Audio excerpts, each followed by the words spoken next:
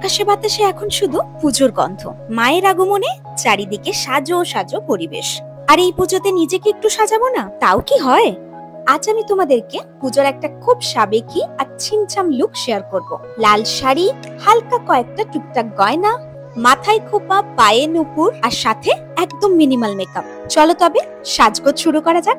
Makeup শুরুর আগে খুব ভালো করে মুখটা ফেস ওয়াশ দিয়ে ক্লিন করে একটা টোনার লাগিয়ে একটু ময়শ্চারাইজার লাগিয়ে নিয়েছি। মেকআপটা শুরু করার আগেই ভাবলাম শাড়িটা পরে রেডি হয়ে নিই। আজকে পরেছি সাবেকি স্বর্ণচুরি। লরিয়ালের একটা ফাউন্ডেশন নিয়ে গোটা মুখে ডট ডট করে লাগিয়ে একটা বিউটি ব্লেন্ডার দিয়ে ঝটপট ব্লেন্ড করে নিয়েছি।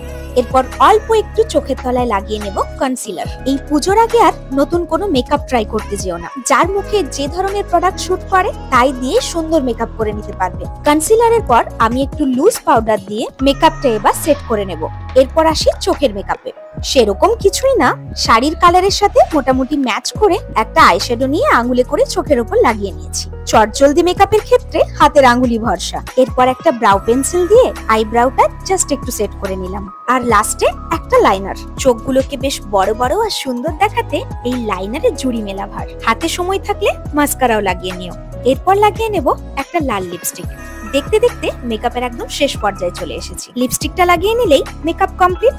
চাইলে একটু ব্লাশার আর হাইলাইট গালের উপর লাগিয়ে নিতে পারো, কিন্তু যারা একদম চটজলদি মেকআপের কথা ভাবছো তাদের জন্য এটুকুই যথেষ্ট। এরপর ঝটপট করে চুলটা বেঁধে নেব।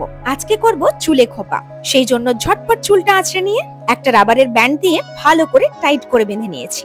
এবার চুলের বেবি হেয়ার গুলো ভালো করে ক্লিপ দিয়ে সিকিউর করে নেব। ট্রাস্ট মি, এই খোপাটা করতে জাস্ট 2 মিনিট লাগবে। আমি আজকে শাড়িটা 8 পরে করে পরেছি। ইউটিউবের বেশ কয়েকটা ভিডিও দেখে এই শাড়িটা কিন্তু আমি নিজে নিজেই পরে নিয়েছি আজ। গতকাল রাত্রে শাড়ির আঁচলের দিকটা আমি পিন করে রেখেছিলাম, তাই আজকে শাড়িটা পরতে আর জাস্ট কোনো সমস্যা হয়নি। আর এই পুজোর দিনগুলোতে একটু 8 পরে করে শাড়ি পরলে বেশ লাগে, তাই না?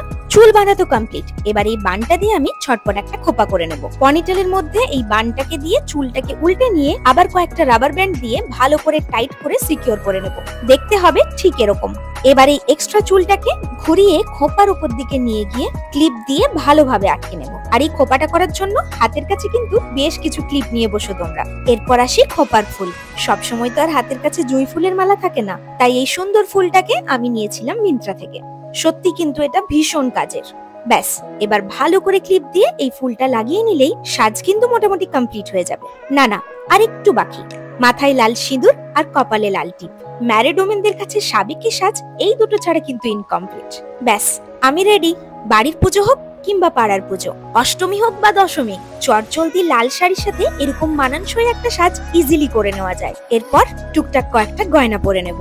আর আমার পছন্দের এই কানবালাগুলো আজকে পরবো ঠিক করলাম। কেমন মানিয়েছে বলো তো? আর গলায় পরেছি একটা চোকার নেকলেস, আর হাতের জন্য পরেছি শাখা পলা আর এই দুটো বালা, সাথে একটা আংটি আর পায়ে নুপুর। আমার পুজোর সাজ এবার কমপ্লিট। কেমন লাগলো এই পুজো লুকটা কমেন্ট করে জানিও। সবার এবছরের পুজো খুব ভালো কাটুক। শুভ শারদিয়া।